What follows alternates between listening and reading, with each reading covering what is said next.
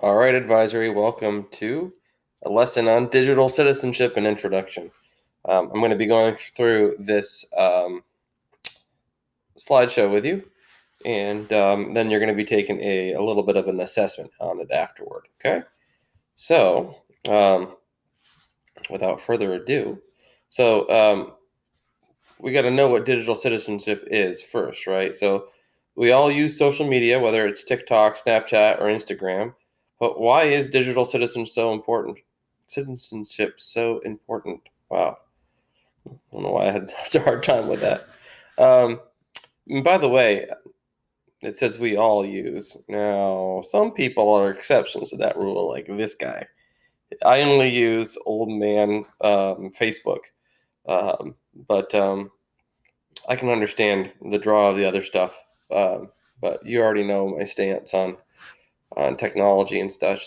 So it's I have a good old fashioned flip phone. So, but anyway, but why is digital citizenship so important? If you're going to participate in these things, then why do you know how to need to be a good citizen? Okay. Digital citizenship is the norms of appropriate responsible behavior with regard to technology use. That is the definition that we'll be working with. Okay. Um, so what can I do to be a good digital citizen? Well, what kinds of responsibilities does a good digital citizen have? That's actually the larger question, right? So here are 5 personal responsibilities of a good digital citizen. Remember the golden rule? That's do unto others as you would have done unto you, right? Don't spread gossip. Keep private information private, including photos and videos. Stand up to cyberbullying and think about the future. Okay. I like this area over here, this think, right? It says, is it true? Is it hurtful? Is it legal? Is it necessary? And is it kind? Okay. So good rules to follow. And by the way, you're going to have access to this full slideshow. I just wanted to go through it with you, and just comment on certain aspects of it that I think are relevant too, just to add a little bit of a personal approach to it. Okay. So here's this golden rule thing, right? The traditional golden rule is true online as it is in real life. Treat people the way you want to be treated, right? Okay. There's no place for name calling on the web. It's okay to report abusive behavior, right? And even though other people don't use manners online, you can, right? Yeah, that's like it's something that you have to be honest with yourself. Do you want to be hateful, like lots of other people are, or do you want to rise above it? And here at Laster, I know I've only been here for a little bit, but I'm already getting the feel that we have leadership here in teachers and in administration that really are telling you that you have the ability to rise above.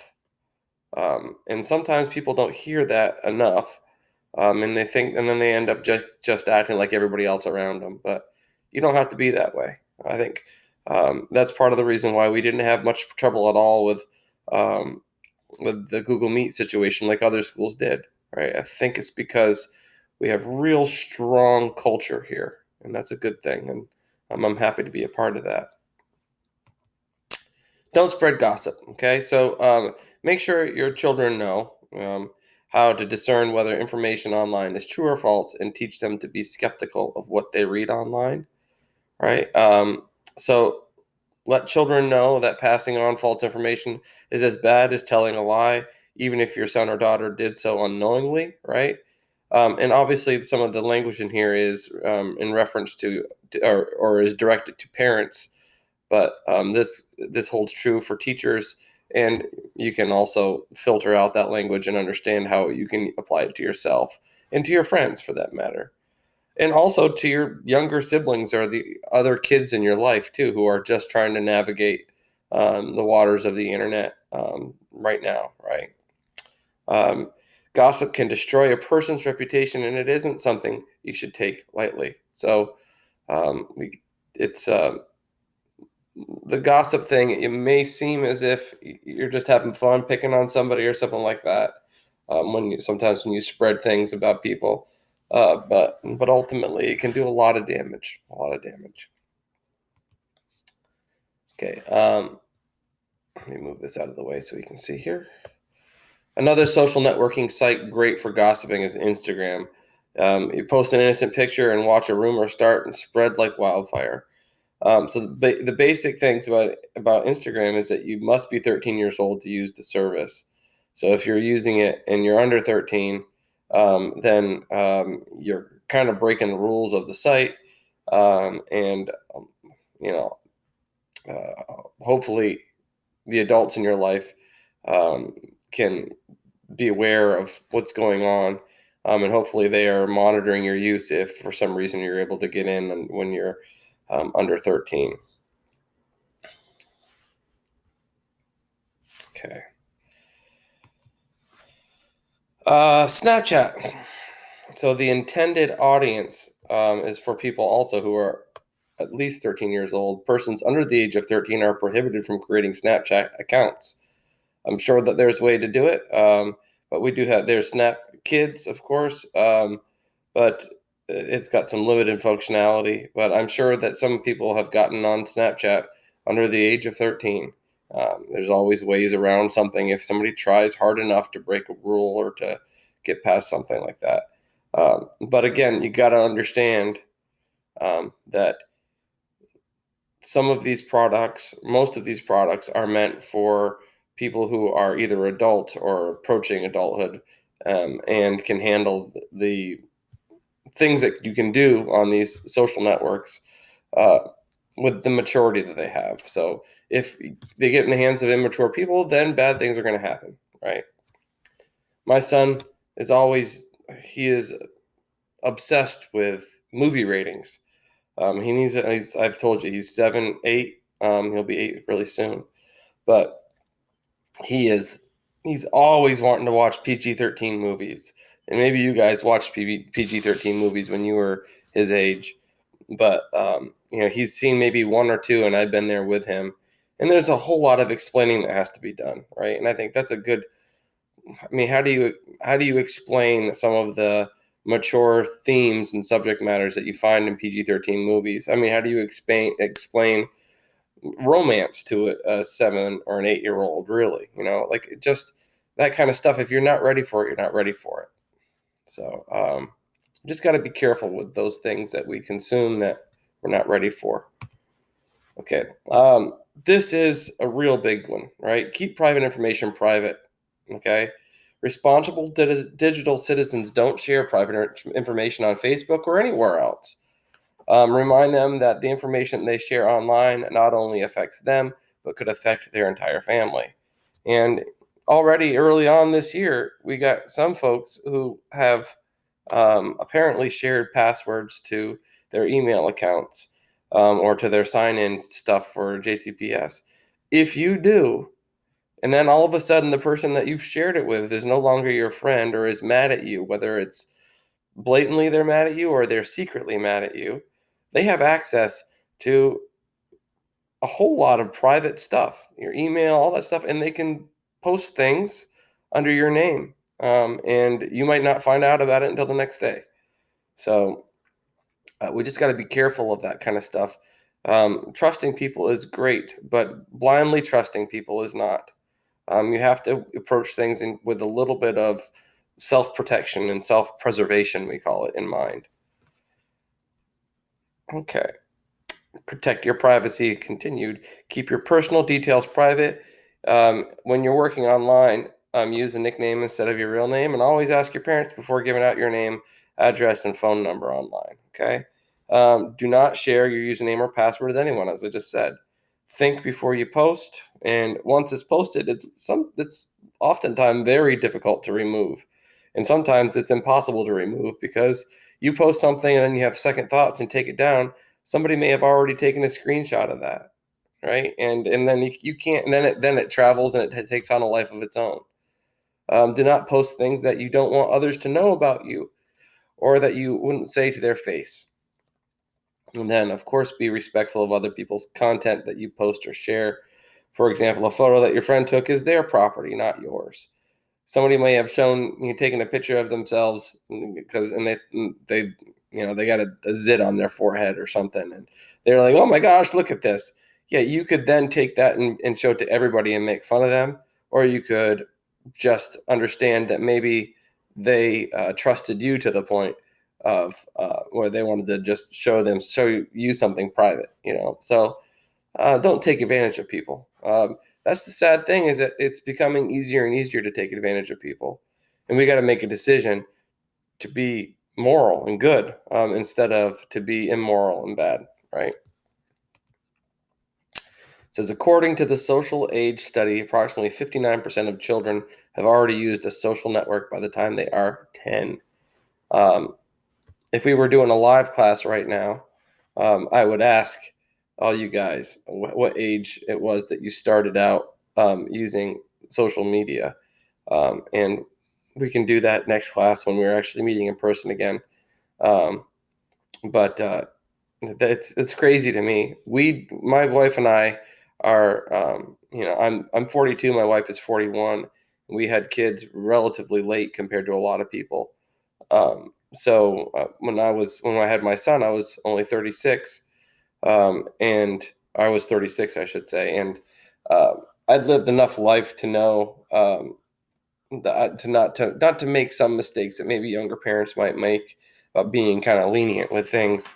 So we've been really intentional about making sure our kids are not spending a whole lot of time on the computers or on screens, and certainly they haven't spent much time on the internet at all.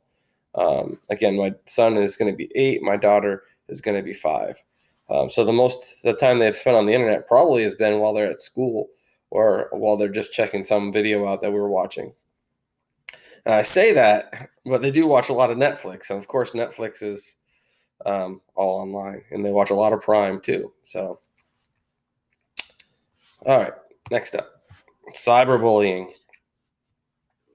I am so glad that I am old enough to not have had to ever deal with this personally. Certainly as a kid, anyway.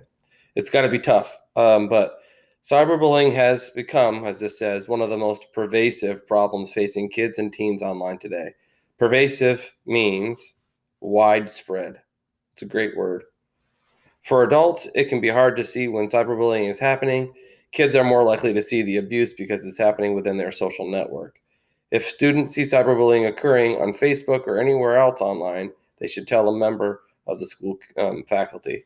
And I know as soon as they use Facebook in a blurb like this, then it's dating it, right? So if you guys are on Facebook, I'd be very surprised. But still, cyberbullying, you get the idea. It's about social networks. And Facebook is just used to be the most prominent one. It certainly still is, probably amongst adults. Okay, think about your future digital footprint. Um, One of the great things about being online is the ability to share videos and photos with your friends and seeing their response.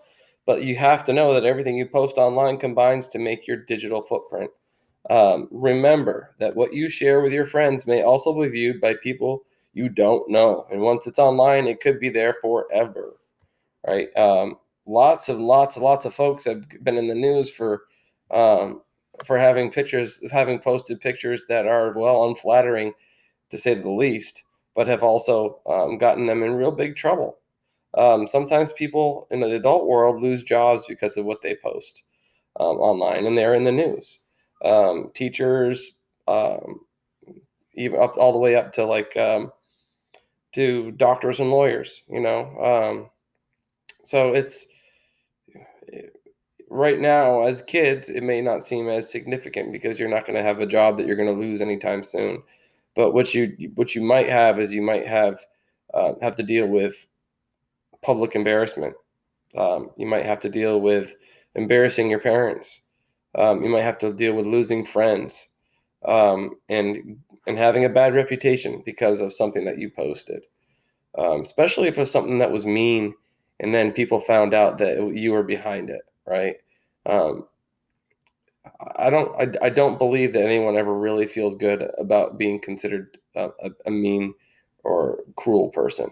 Um, it's something that you might have to rationalize and make the best of, but it doesn't make you feel good. So avoid it. Think before you post. Pretty simple. Okay. So here's a scenario. A student has been dared to share their password on their Instagram story. 2 minutes later, the student's social media account has now been hacked. What should the student do? Think about that. Let's look at the next slide. Here's another scenario. A student is collaborating on a document with other students using Google Docs. As the students are working, you notice that the other students in the group are writing mean comments to the other students about what they have added. You have talked to the students about but the bullying continues. What now? Okay, let's see what the next one is. Now show what you know. Complete the quiz assignment over digital citizenship located in Google Classroom. Well, let's go back to these here, right? Um, a student has dared to share their password on their was dared to share their Instagram story. Um, what do you do? What do you do if your account gets hacked because of something like this? Well, I think the first thing you do is you got to go tell the adults in your life. You got to, right? And they can help you go through and reset your account and help you maybe clean up the process, clean up the aftermath of what's happened because of whatever has been posted under your name. All right. But I mean, that's the best thing to do. You fess up to making a mistake and sharing something that you shouldn't have, but you gotta try to fix it, right? And I know those those social networks, whether it's Facebook or Instagram or whatever, all have contact information that can help you suspend an account if something bad has happened to it.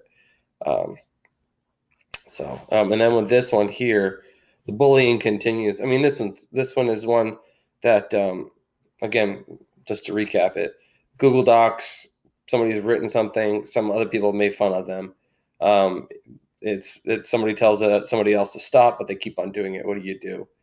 You got to let the teacher know, right? Whether it's happening outside of normal class time or happening during class time, you got to let the teacher know. Um, and you're not going to be able to have lots of success handling these sorts of things without adult help and adult intervention if it gets too far. But you make your stance. You say, "Look, stop. This isn't a place for this. You're being jerks, whatever." Right? But if that doesn't work, you gotta get some adults involved. Okay. For the sake of the kid who's getting picked on, uh, we want to make sure that all of us contribute to having a good, positive environment and culture when it comes to education, where everybody has a chance to succeed and nobody feels like they can't try something without getting picked on, or nobody feels as if they can't try to get better at something without getting picked on through the process. So do your part. Okay. All right. So I've jabbered a lot through this. I know you may not even felt like you needed to have me do this, but hopefully something I said drove home some of the points that I've made in this slideshow. But now your job is going to be take this quiz that you're going to be also able to find on Google Classroom. Okay. So I'm out, and we'll be back into normal class very, very soon. Even though we haven't had that much of normal class, but we'll do Microsoft Teams the next time we meet. And I look forward to seeing you all again. All right.